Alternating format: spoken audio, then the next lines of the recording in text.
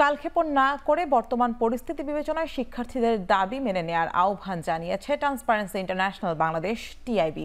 সকালে ধানমন্ডিতে টিআইবির প্রধান কার্যালয়ের সামনে বৈষম্য বিরোধী ছাত্র আন্দোলনে সংহতি জানিয়ে মানববন্ধনের করে সংস্থাটি।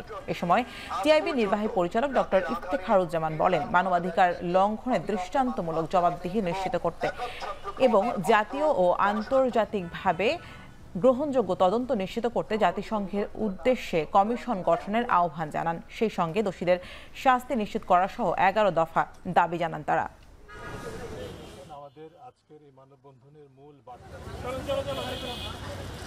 বহুমাত্রিক এবং বহু পর্যায়ের যে নজিরবিহীন ও নির্মম মানবাধিকার লঙ্ঘনের দৃষ্টান্তমূলক জবাবদিহি নিশ্চিত করতে হবে।